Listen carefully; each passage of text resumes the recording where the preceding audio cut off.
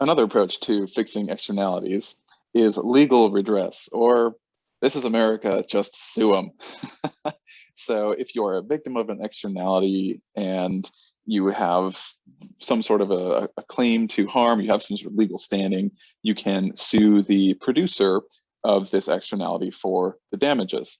So imagine that you had some sort of a craven development firm that wanted to destroy a sensitive or rare ecosystem just to put some condos up, and you live in the area. And so you've got a rare ecosystem that benefits everybody because there's tourism, and not just that, it's also valuable for its own sake, because rare ecosystems and fragile ecosystems should be protected. They're extremely important for environmental stability and regulating species and habitats and all kinds of things. So there are many positive externalities, or positive. There's much positive utility associated with having a healthy ecosystem. And so suppose there's some company who wants to develop it, and so they somehow get a piece of it, and they decide that they want to put a, let's just say like a marina in place, and they're going to destroy a bunch of bird habitat and other things like that. You could you could try to sue the producer, the person who's producing this externality, for damages. So you would have to get really everybody together. You'd have to get all of the town together and have them, those are all the people who are subjected to this externality, and then they could sue the developer. So this can happen. Like you can try, and maybe the threat of the lawsuit alone could be enough for that producer to do something in a more environmentally friendly way, or to build nearby but not on sensitive ecosystem territory.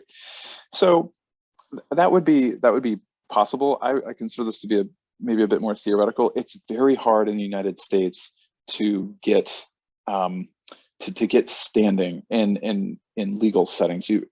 Legal standing is a technical term, and it means that you have to have suffered some sort of an injury.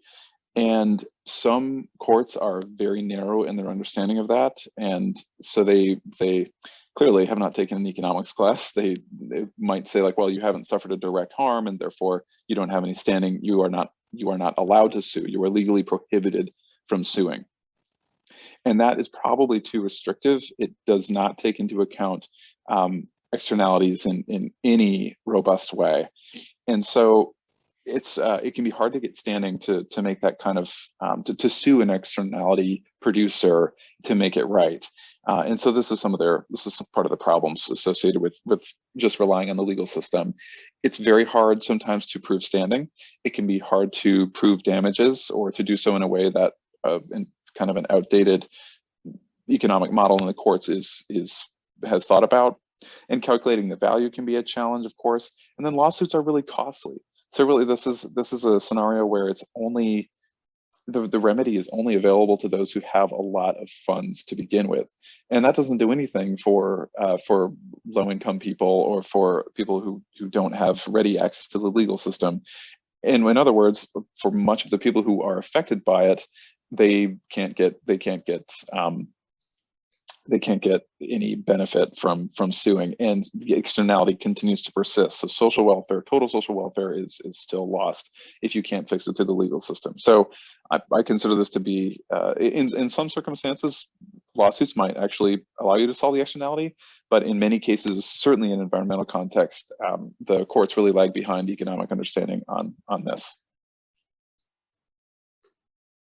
So there are alternatives, and much more commonly used alternatives to solving externalities are taxes and subsidies. Sometimes they're called Pigovian. This was the name of an economist who I think thought of this, or whatever, some important thinker who thought of it, and it's been named after him. So the idea here is that if you've got externalities that are causing social harm, maybe there could be government policy that might restore the social optimum. And you can do that very effectively by using taxes and subsidies. So a subsidy is let's just be simple about it, let's just say it's giving money to do some kind of behavior, to either produce something or consume something.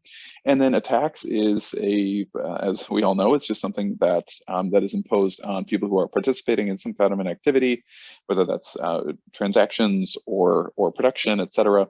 And that can make it more expensive to do that activity. So as we were talking about, sometimes suppliers don't face a high enough cost. They're just passing off their cost to someone else in the form of an externality. And so if you tax them on each of those things, on each unit that they sell, suppose that we calculate, for example, that cigarettes are $5 worth of costs to the individual who smokes them, but an additional $2 of costs to everybody who's around them, who's breathing in their smoke, and it's whatever, imposing a series of negative externalities that we calculate to be about $2 per pack.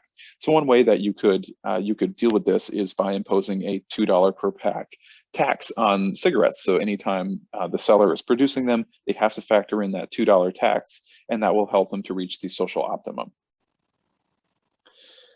So let's play this out in on our graph here. So if you've got here's the herd immunity question. This is the vaccination issue. So this dotted line is the private demand curve that occurs before the subsidy is in place. So this is without trying to fix the market. And then you've got the supply curve listed here. This is this flat supply curve.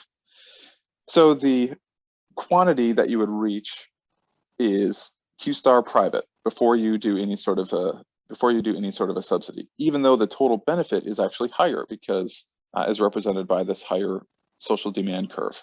So this should look familiar. We're losing out on this value because people have not internalized the benefits of herd immunity. They have not internalized these social benefits.